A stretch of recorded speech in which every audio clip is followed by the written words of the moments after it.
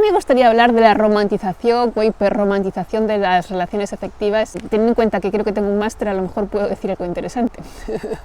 Los que habéis visto el último vídeo de pelis recomendadas para personas altamente sensibles, no sé si os acordáis que en la escena que menciono de Big Fish, pues hay una persona que regala literalmente un campo de flores y la otra persona le responde, pero si ni siquiera me conoces, y él dice, tengo toda la vida para conocerte. Pues así somos de algunas personas en el amor, y no sé si es algo bueno o malo, pero algún dolor de cabeza trae, y quizás hay alguna manera de hacer un poquito mejor las cosas sin dejar de ser románticos en cierto sentido. No sé si hay cierta influencia precisamente de las películas, de los libros en esa forma de ser, o existe esa forma de ser y las películas y los libros lo han recreado. El caso es que yo, esta intensidad emocional con la que vivo, pues también la reflejo en las relaciones. Así que voy a contar un ejemplo personal y voy a decir qué detalles quizás habría manejado de manera diferente vistos desde hoy. Disculpad si hoy se escucha un poco peor de lo normal, pero es que se me cayó el capuchón del micro en algún lado y como para encontrarlo en toda esta hojarasca, ¿sabéis?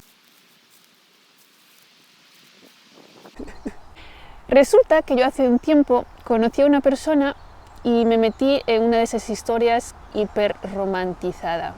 Era el día de mi cumpleaños y quería festejarlo, pero sobre todo quería festejarlo porque también me había acabado de mudar y me hacía mucha ilusión el cambio que estaba tomando mi vida. Entonces, de las pocas veces que decidí decirle a una amiga de ir a tomar unas copas y escuchar música a un pub de toda la vida. No me gustan demasiado, la verdad, porque es un sitio como que para la gente así sensible, tanto ruido, a la segunda copa ya me hace mal el estómago, o sea, no es mi ambiente preferido, pero yo quería celebrar. No hace viento ni nada. Este árbol está haciendo ruidos, no se irá a caer, ¿no? Ah, son las ramas. Bueno, continuemos. Entonces estaba ahí en la discoteca con mi amiga, con esa música de reggaetón, intentando pues bailar y tal. Una música a la que no estoy muy habituada. Y se acercan dos chicos y empiezan a hablar con nosotras y yo era en plan, pues a ver qué se cuece por aquí, porque bueno, no es que mi sitio ideal para conocer personas sea ese debido a mis experiencias. Pero se acerca uno de ellos muy decidido, habla conmigo con mucha iniciativa y bueno, la verdad es que a las dos frases pues me pareció una persona bastante interesante y a las 3 me pareció graciosa y a las 4 me pareció culta y dije, madre mía, qué raro, ¿no? Y al cabo de un rato, pues incluso vi que tenía sentido de ritmo. Y pasaron las horas, fluyeron genial, estuvimos súper bien, nos reímos un montón. Sus amigos ya vieron que habían pasado las horas y que era hora de irse. Y llegó ese momento en que, bueno, entonces nos intercambiamos los números o qué pasa. Y él me dijo que me quería volver a ver, pero que en vez de intercambiarnos los números, lo que íbamos a hacer es quedar 2 días después en un sitio concreto a una hora concreta. Pues me parece bien, pero no es incompatible con darnos los números. Si sucede algo, lo que sea, para avisarnos con tiempo, que no. Y se fue y yo me quedé como en mi historia de amor romantizada, ya inicio súper a full. Acababa de conocer a una persona que me resultaba súper interesante, habíamos pasado un buen rato y encima al final esta persona sale con una propuesta particular como sacada de los años 40 donde no había teléfono ni nada, de quedar en tal sitio a tal hora. En los años 40 sí que había teléfono, ¿no? Pero bueno, no era muy habitual. Así que los 2 días siguientes me los pasé ya imaginando qué persona tan particular era esa y ya empecé a flipar de más. Ahí podría estar uno de los errores. Todo me resultaba mágico, o sea, yo nunca salía, justo salí, justo la conocí, justo era de aquella manera, justo al final me dice aquello. Era como, señor, ¿qué más señales me puedes enviar de que este hombre está hecho para mí? Obviamente una parte de mí aún centrada, decía, a lo mejor lo vuelves a ver y todo eso que recuerdas de él puede estar equivocado e incluso puede que ya no te guste, porque me ha pasado más de una vez que las personas me gustan menos en la segunda cita que en la primera. El ambiente a veces lo ves más bonito de lo que es y luego resulta que empiezas a ver un montón de cosas que no te acaban de convencer. Y tampoco te flipes con su actitud, porque a lo mejor fue una tomadura de pelo y esa persona simplemente no va a aparecer y vas a quedar en ridículo. Llegó el día de la cita y yo, que soy una persona muy puntual, pues como siempre incluso llego un poquito antes, así que menos 2 minutos ya estaba allí. De camino me dije, no va a aparecer. Y cuando llegué allí, pues estaba todo desértico. Un hermoso desierto en el que yo estaba allí, como una pringada, hasta que veo una figura acercarse y digo, tiene que ser. Y efectivamente, era Y es más, en vez de parecerme menos atractivo que la primera vez, me pareció más atractivo porque venía como un abrigo. Yo de aquella veía Sherlock, la serie, así, con el cuello alto, negro, largo, y me parecía Sherlock. Unos guantes de piel, creo. Entonces se juntó todo, ¿no? Que había aparecido y que encima me parecía más atractivo que la primera vez. Ahí yo ya estaba hypeando a tope. Y nos fuimos a comer a un sitio que él propuso y hubo un par de detalles que me resultaron un poco chocantes. No era nada exagerado, pero eran cosas que a mí me llamaban la atención. Por ejemplo, no era una persona como demasiado atenta. Y para entrar en el local se demostró demasiado atento, entraba antes, ni a mi lado, se sentó sin preguntarme si ese sitio me gustaba. Y cuando vimos la carta, él ni siquiera lo miró porque ya sabía lo que iba a pedir. Pero era como, no me preguntó, bueno, ¿y qué te gusta o no te gusta? ¿Qué vas? ¿Sabes? No. Yo no digo que eso esté mal o esté bien. Lo que quiero decir con esto es que yo soy una persona muy atenta y para mí es muy importante que la otra persona se sienta cómoda y asegurarme de que se siente cómoda. Pues será porque soy pues, una persona pues eso, empática. Me sorprende un poco cuando las otras personas no hacen lo mismo conmigo y me dejan ahí con una situación con un poco de nervios, de no saber, ¿sabes? El sitio era desconocido para mí. Un tipo de actitud que a mí no me acababa de ser muy afín. Y aquí estaría el segundo error. Me fijé en eso, pero yo la achaqué a que yo era muy así y él no tenía por qué serlo. No tengo que esperar de las demás personas que sean iguales que yo. Y eso está muy bien, pero si te gusta alguien y te gusta que sea así, pues igual, en vez de decir, no me importa que sea así, tendrás que decir, oye, me importa que no sea así, ¿no? Bueno, de todos modos, todavía eso era un detalle sin más. Mientras fuimos comiendo, pues también fuimos conversando, la conversación sí que me gustaba muchísimo. Y yo había ido vestida toda de negro, porque en aquel tiempo yo pues vestía bastante hippie, entonces como no tenía nada así especialmente elegante que llevar, pues decidí que ir de negro era lo más elegante que podía hacer, así que me planté un jersey y un pantalón negro y qué malo será que no parezca esto elegante. Entonces le acabé comentando que yo realmente pues no vestía mucho de negro y él me dijo, pues sí, yo es que la verdad que creo que tú más bien eres vestirte de colores y que te gusta viajar, ello que haces lo otro y la fotografía. Yo dije, espera, ¿has estado espiando mi Facebook? Porque todas las cosas que estaba diciendo estaba dando en el clavo y hasta donde sé no había estado espiando nada porque básicamente ni tenía mi teléfono, ni tenía mi nombre, no tenía nada. Pero yo ahí sí que vi una cosa en común. Y es la observación. Dije, esta persona es tan observadora que es capaz de sacar conclusiones y acertar. Ahí está otra vez el Sherlock, ¿no? Ahí sí que lo vi muy afín a mí, porque eso es algo que yo siento que tengo, esa observación, ese ver cómo se comporta la persona, los detalles y ahí ver cómo es, ¿no? Esa parte hizo un clic en mí. Yo dije, esta persona es para mí. Y es algo que yo había estado buscando muchísimo en las personas. Ese entenderse en los detalles. Llegamos al siguiente error. Idealicé a la otra persona por imaginarla como yo. Yo no digo que esta persona no tuviese esa cualidad, pero la estaba llevando a mi punto de vista, la estaba llevando a un extremo, la estaba idealizando porque yo me veía reflejada en eso. Entonces yo ya pensaba que él que era como yo, o incluso más que yo, incluso más observador, incluso más inteligente. Y ahí está el otro error. Borré por completo, por ejemplo, la situación previa en la que él no se había mostrado muy atento y a mí no me había resultado del todo cómodo, ¿no? Esconder bajo el mantel lo que no te gusta y elevar al cielito lo que te gusta, ¿vale? En definitiva, la noche transcurrió de maravilla y quedamos en volver a vernos y no se le ocurrió otra genial idea que en vez de ahora sí intercambiarnos los números, lo que iba a hacer es no darme su número, pero darme una pista de cómo podía conseguirlo. Entre el subidón de la noche y otra vez esa situación de, y ahora tengo que descubrir cuál es su número, es que es como muy de película. Una investigación para saber quién era y cómo contactarle. Para mí era como parte del juego, ¿no? Del juego de nuestra manera de ser, de conocernos. La persona no me gustaba porque no me daba su número y jugaba esto, no. Me hubiese gustado igualmente si me hubiese dado el número.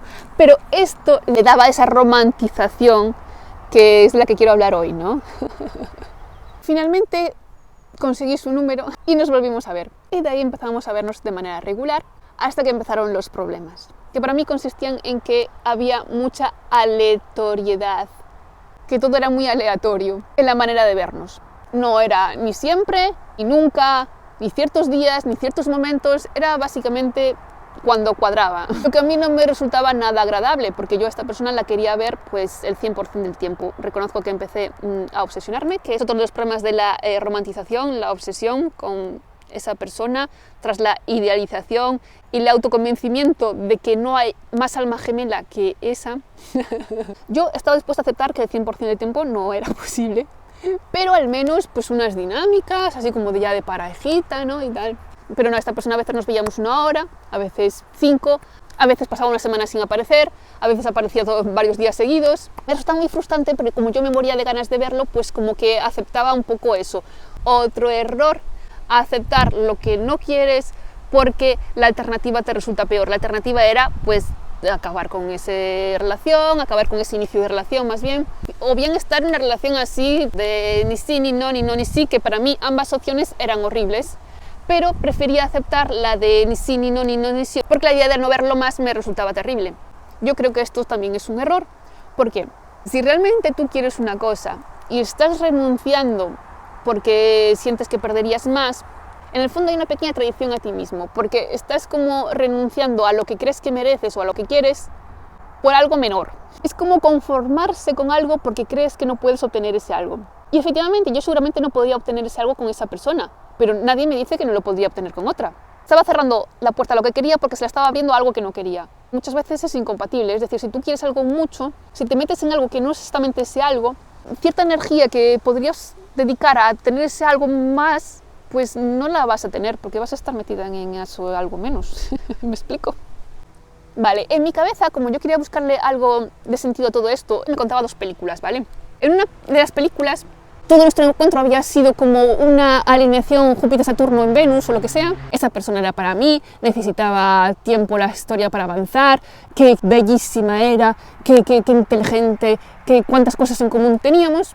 Y en otra, esta persona no me quiere, porque si me quisiera estaríamos juntos en una relación normal y 1000 historias. Entonces, por fortuna, un poco de mi raciocinio aún funcionaba y decidí preguntarle abiertamente a la persona realmente qué sentía por mí. Que esto también puede ser un error. No es un error en sí mismo, pero claro, depende cómo interpretes las respuestas, ¿vale? Y su respuesta básicamente fue... ¿Qué? ¿Pero puedes explicarlo un poco mejor? Esto es lo que yo entendía, lo prometo. Obviamente esta persona decía cosas, pero yo no las entendía, porque eran cosas muy contradictorias.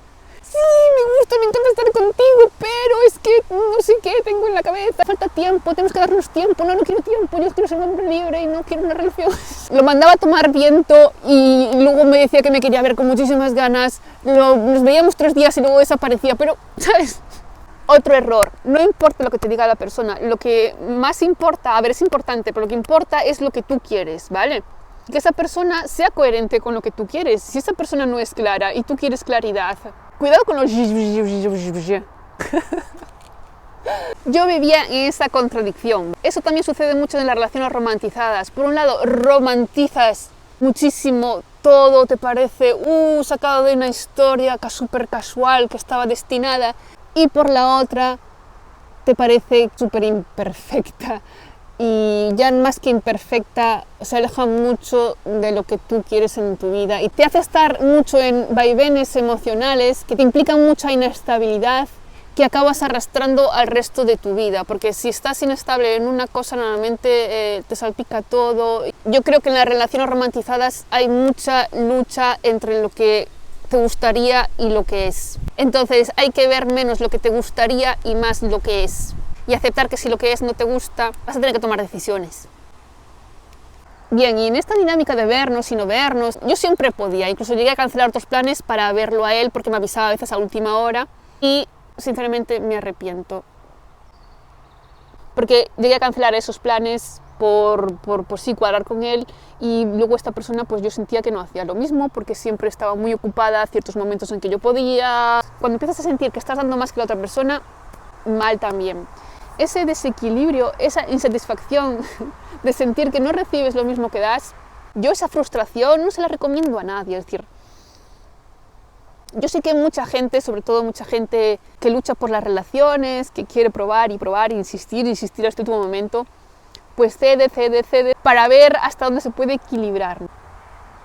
Yo no alargaría mucho eso porque al final te acabas drenando. Cuando empiezas a notar que la persona no da lo mismo que tú das, echa un poco el freno, porque aquí entramos en otro error y es confiar en que la relación o sobre todo la persona va a cambiar. Yo ante el yo decía, bueno, algún día llegará la claridad, ¿no?, a esa mente. Entonces, que el punto de partida sea que esa persona no va a cambiar.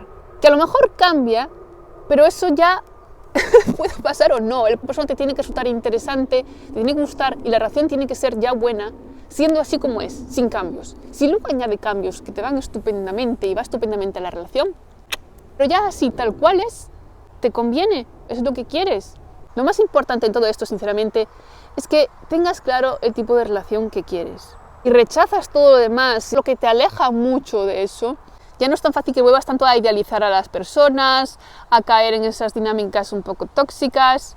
Volví a repetir errores. Trato de verlo con perspectiva. Por una parte, soy como soy, soy una persona muy emocional. Hasta cierto punto me gusta dejarme llevar por las emociones. Creo que la vida es una emoción en sí misma a veces. Yo reconozco que este modo de vivir intenso me ha traído muchos problemas. Entonces, ahora busco ese equilibrio, ¿no?, donde no renuncio a mi parte más romántica, por decirlo así, y hablo en cualquier aspecto de mi vida. A mí me gusta llamarlo vida de poeta. Es como una vida así un poco bohemia y soñadora. Y una vida que te permita asentar cosas, cumplir metas y sueños, tener estabilidad, tener esa vida que sueñas, pero en la realidad. Y para eso tienes que poner también una parte racional que a veces a las personas muy románticas nos cuesta. Ese equilibrio, ¿vale?, que en algunas personas puede estar más para aquí, en otras personas puede estar más para allá.